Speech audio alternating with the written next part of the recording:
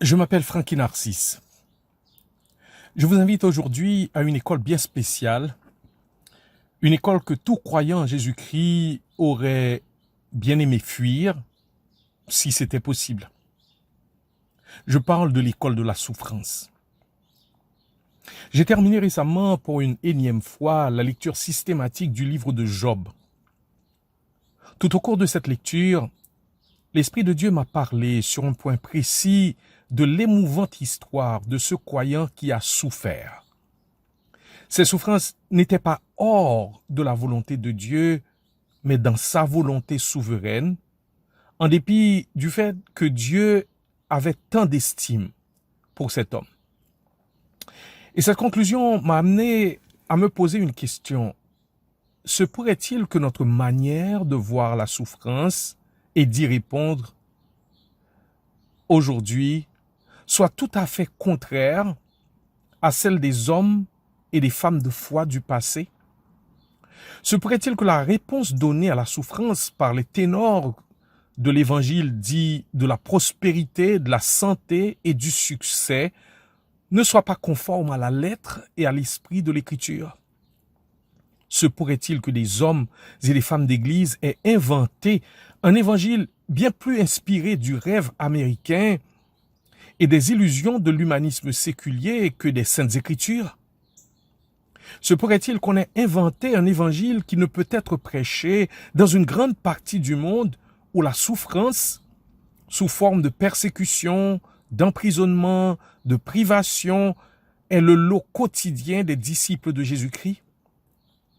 Se pourrait-il qu'on ait inventé un évangile dont ne peuvent s'approprier les handicapés, les enfants trisomiques, les personnes souffrant de troubles mentaux, les personnes qui souffrent de diverses maladies chroniques, les personnes qui expérimentent des afflictions les plus diverses, soit dans leur corps, soit dans leur âme, soit dans leur esprit, soit dans leur relation avec ceux qu'ils aiment, soit dans leurs finances, et j'en passe? Bref, il est légitime de se demander s'il y a dans la vie des croyants des souffrances qui sont en plein dans la volonté de Dieu pour eux. Je vous prie d'ouvrir votre Bible avec moi en 2 Corinthiens 12, versets 1 à 6. Nous allons laisser l'Esprit de Dieu nous parler au travers de ce texte écrit par l'apôtre Paul, qui était un brillant étudiant à l'Université de la Souffrance. Je lis le texte pour vous dans la version Louis II.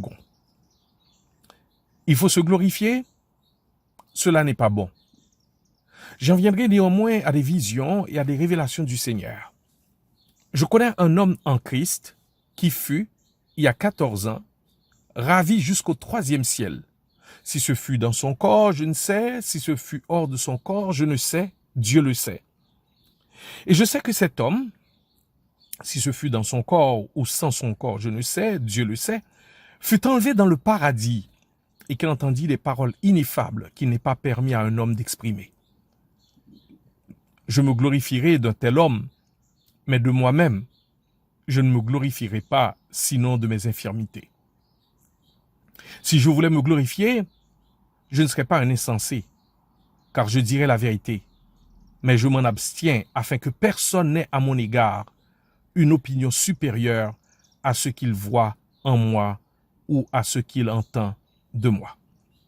Je ferai mention du reste du texte par la suite. Sur la base de ce texte, j'aimerais considérer avec vous seulement 3 vérités essentielles à retenir. 3 vérités. Nous en verrons 2 aujourd'hui et la 3e dans la réflexion suivante.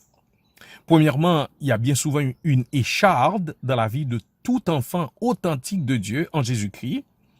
Deuxièmement, cette écharde est voulue par Dieu et n'est pas un accident. Et troisièmement, cette écharde est conçue par Dieu pour des buts précis. C'est ce que nous verrons le 3e point demain. Voyons le premier point. Il y a bien souvent une écharde dans la vie de tout enfant de Dieu en Jésus-Christ. La 2e lettre aux Corinthiens est une lettre écrite par l'apôtre Paul à ses frères et sœurs dans une intense souffrance. Paul avait fondé cette église et il l'aimait profondément. Il leur avait déjà adressé une première lettre, puis une deuxième qui est appelée la lettre dans les larmes. Et voyez 2 Corinthiens 2, verset 4. Puis, il a écrit cette lettre qui n'est pas moins chargée d'émotions, de tristesse et d'angoisse. Pourquoi? C'est qu'il y avait à Corinthe des gens qui contestaient l'autorité apostolique de Paul, qui menaient une insurrection contre lui et qui l'accusaient de toutes sortes de choses. Ces gens se faisaient passer pour de super apôtres et minaient sa crédibilité. Ces gens dénigraient son enseignement et ne cessaient de le comparer défavorablement à d'autres prédicateurs. Paul défend donc son apostolat dans les chapitres 10 à 12. Au chapitre 11, il parle des souffrances qu'il a endurées en tant qu'apôtre. Voyez le chapitre 11, versets 23 à 28. Alors que les super apôtres se basaient sur leurs expériences religieuses pour asseoir leur évangile et leur autorité, Paul dévoile cette extraordinaire expérience spirituelle faite 14 ans auparavant. C'est dans ce contexte qu'il en a parlé avec la plus grande prudence et aussi la plus grande modestie. Il révèle qu'il a été ravi jusqu'au ciel, jusqu'au 3e ciel, dit-il, qu'il a entendu jusqu'au paradis, qu'il a entendu les choses qui ne lui est pas permis d'exprimer. Et il ajoute, pour avoir reçu des révélations si extraordinaires, une dure souffrance m'a été infligée dans mon corps, comme un messager de Satan destiné à me frapper et à m'empêcher d'être enflé d'orgueil. Paul parle d'une écharde dans sa chair. Et qu'est-ce que c'est qu'une écharde? Une écharde est un petit fragment de bois ou d'un autre corps ayant pénétré accidentellement sous la peau. Quelle était donc la nature précise de cette écharde dans la chair dont a parlé l'apôtre Paul? Personne ne le sait. Certains pensent qu'il s'agissait d'un problème visuel en se basant sur Galates 6, verset 11. D'autres suggèrent qu'il s'agissait de la malaria, d'autres de l'épilepsie ou autre. Personne ne sait précisément de quoi il s'agissait. Dans un certain sens, c'est une bonne chose que l'Esprit de Dieu ne nous ait pas révélé avec précision de quoi il s'agissait. Parce que si nous le savions, nous ne croirions pas que les promesses et les consolations que Paul a reçues soient aussi pour nous. Je veux préciser que toute souffrance n'est pas nécessairement une écharde. Il y en a qui sont les résultats de mauvais choix. Il y en a qui font partie du sort de tout humain et qui ne sont pas permanentes. Il y a bien souvent une écharde dans la vie de tout enfant authentique de Dieu, et cette affliction particulière, pénible, persistante, vient sous des formes les plus variées. Pour les uns, c'est le corps qui est touché, pour d'autres, c'est l'âme, pour d'autres, c'est l'esprit. Elle vient quelquefois sous forme de relations tendues avec des gens que nous aimons, sous forme de maladies chroniques, de dépression, comme dans le cas du prédicateur anglais Charles Spurgeon, sous forme de troubles émotionnels, sous forme de difficultés financières. Je ne sais quelle écharde que tu as dans la chair, quelle affliction qui ne te lâche pas, qui te cause beaucoup de souffrance, de larmes et d'angoisse. Dieu le sait. Et il n'est pas indifférent à ce que tu vis. La deuxième vérité à retenir relativement à la souffrance est la suivante. Cette écharde, cette souffrance particulière, est conçue et permise par Dieu. Si nous ne connaissons pas la nature de ce qui affligeait Paul, nous savons une chose par contre, c'est que cette affliction venait de Dieu et faisait partie du plan de Dieu pour sa vie. Paul en était convaincu puisque c'est à Dieu qu'il s'est adressé pour qu'il en soit délivré. Ce que Paul dit ici ne se conforme pas à une certaine théologie qui est prêchée aujourd'hui. D'après cette théologie, toute affliction, souffrance, difficulté vient de Satan.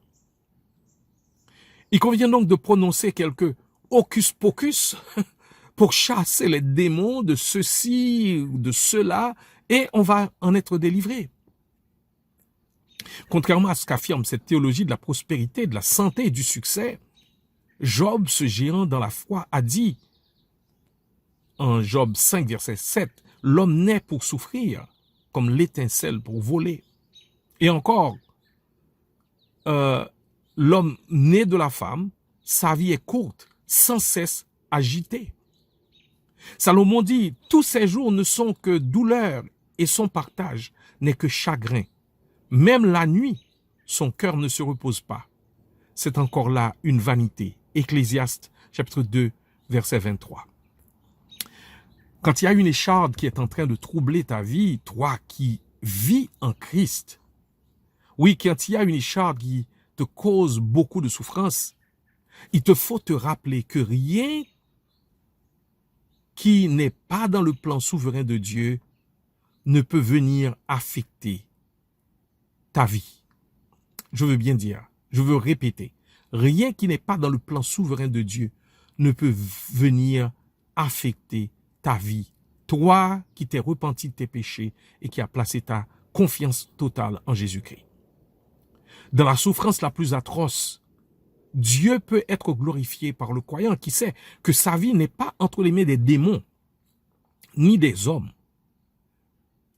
mais entre les mains du Père tendre et secourable, qui est souverain, tout-puissant, et qui veille pour tout faire concourir au bien de ceux qu'il aime.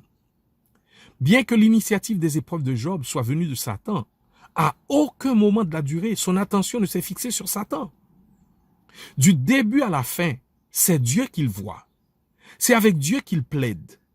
C'est de Dieu qu'il attend le secours. Est-ce à dire que nous ne sommes pas dans un combat spirituel? Non, non. Paul en parle en Éphésiens 6. Mais lisez les lettres de Paul. Lisez le livre des Actes. Et voyez que Paul et ses collaborateurs fixent leur attention sur le Christ ressuscité et sur sa victoire. Convaincus de cela, ils avancent en suivant celui à qui tout pouvoir a été donné dans le ciel et sur la terre. Ils ne tremblent pas devant la persécution, devant les tribulations, devant les afflictions, devant la souffrance, parce qu'ils savent qu'ils sont du côté du vainqueur qui leur a déjà dit, vous aurez des tribulations dans le monde, mais prenez courage, car j'ai vaincu le monde. Voyez Jésus souffrir à Gethsémani, jusqu'à ce que ses sueurs deviennent des grumeaux de sang. Il sait que c'est l'heure du prince des ténèbres. Mais loin d'entrer dans une confrontation avec Satan en le chassant, il se préoccupe du Père et de sa volonté. Père, s'il est possible que cette coupe s'éloigne de moi, toutefois non pas ce que je veux, mais ce que tu veux. Et dans ce cas, c'était la volonté du Père qu'il boive la coupe jusqu'à la lie pour nous délivrer du péché. C'était la volonté de Dieu que Job soit éprouvé, et là encore, Dieu a fixé des limites à Satan. C'était la volonté de Dieu que Paul soit éprouvé par cette écharde. Et dans le cas de Job, de Jésus et de Paul, la souffrance a été permise par Dieu dans le but d'accomplir ses desseins en eux et par eux. Se peut-il que cette écharde qui te fait tant souffrir soit conçue et permise par Dieu? Si c'est le cas, au lieu de regimber, de te plaindre, de te mettre en colère contre Dieu ou contre les hommes, ne faut-il pas plutôt demander à Dieu qu'est-ce qu'il veut t'enseigner au travers de cette souffrance? Et comment tu peux le glorifier au travers de cette affliction? Nous avons vu qu'il y a bien souvent dans la vie de tout enfant de Dieu une écharde, une affliction qui cause beaucoup de souffrance. Nous avons aussi vu que cette affliction est souvent permise par Dieu. Nous verrons la prochaine fois que cette souffrance n'est pas fortuite. Elle a un but. Prions Dieu. Bon et tendre Père Céleste, je te prie pour l'amour de ton Fils bien-aimé Jésus-Christ de rencontrer maintenant ceux et celles qui souffrent, ceux et celles qui ont placé leur confiance en toi, en ton Fils Jésus-Christ, ceux et celles qui espèrent en toi et qui se demandent avec un cœur rempli d'angoisse si tu tiens vraiment à eux. Par l'action toute puissante de ton esprit, transforme leur intelligence afin qu'ils voient leur souffrance au travers de tes yeux. Qu'ils voient ces clins d'œil que tu leur fais par bien des personnes, de bien des manières, pour leur faire comprendre combien tu tiens à eux. Amène-les, ô Père, à être patients dans l'affliction, persévérant dans la prière. Donne-leur la grâce de lever les yeux pour contempler ton Fils bien-aimé qui avait appris l'obéissance par les choses qu'il a souffertes.